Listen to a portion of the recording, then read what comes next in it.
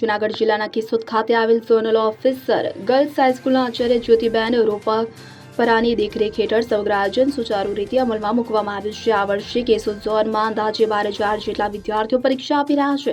પરીક્ષાર્થીઓને અનુકૂળ અને પારદર્શક વાતાવરણ મળે તે માટે 43 પરીક્ષા બિલ્ડિંગ નિર્ધારિત કરવામાં આવ્યા છે, તેમજ કુલ 388 બ્લોક ફાળવવામાં આવ્યા છે। દરેક કેન્દ્ર પર જરૂરી સુવિધાઓ દેખરેખ માટે સ્ટાફની નિમણૂક કરવામાં આવી છે। પરીક્ષા દરમિયાન કોઈ અનિચ્છનીય બનાવ ન બને અને શાંતિ જળવાઈ રહે તે માટે સરકારી પ્રતિનિધિઓ અને સ્થળ સંચાલકોની બેઠક યોજાઈ હતી, જેમાં માર્ગદર્શિકા મુજબ કામગીરી કરવાની સૂચનાઓ આપવામાં આવી હતી। પોલીસ વિભાગ દ્વારા પણ તમામ પરીક્ષા કેન્દ્રો પર કડક બંદોબસ્ત ગોઠવવામાં આવ્યો છે।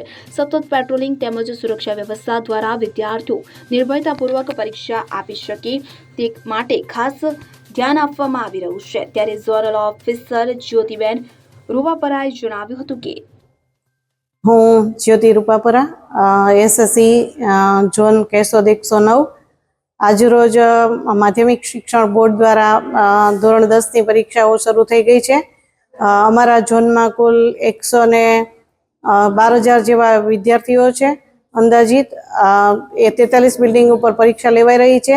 388 જેવા બ્લોક છે અને વિદ્યાર્થીઓ શાંતિથી પરીક્ષા આપે તે માટે તમામ વ્યવસ્થાઓ ગોઠવાઈ ગઈ છે। આજે તમામ રૂટ સમયસર રૂટ રવાના થઈ ગયા છે।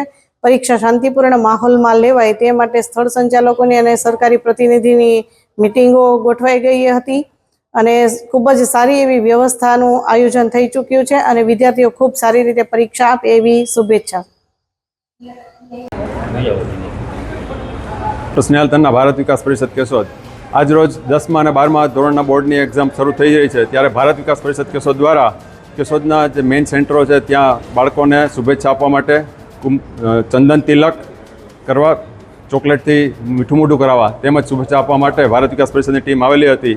આપણે શાસ્ત્રોમાં પણ કીધેલું છે, સંસ્કૃતિમાં કીધેલું છે કે તેમને ચંદન તિલક કરવાથી પિટ્યુટરી ગ્લેન્ડ આજ્ઞાચક્ર એક્ટિવ થાય છે, જેથી એમની એકાગ્રતા વધે છે, ફોકસ વધે છે અને તેમની યાદશક્તિ પેપરમાં જળવાઈ રહે છે। ઉપરાંત ચોકલેટ આપી મીઠું મોઢું કરવાથી તેમને શરીરમાં શર્કરાનું પ્રમાણ, ઉર્જાનું પ્રમાણ જળવાઈ રહે અને મન આનંદિત રહે છે અને શુભેચ્છા આપવાથી તેમને એક આત્મવિશ્વાસ અને પોઝિટિવિટી આવે છે, જેથી એમને ફીલ થાય છે કે મારા શિક્ષકો અને મારા વડીલો મારી સાથે જ છે। તો આવી શુભ હેતુ સાથે ભારત વિકાસ પરિષદ કેશોદની ટીમ અહીં આવેલી હતી।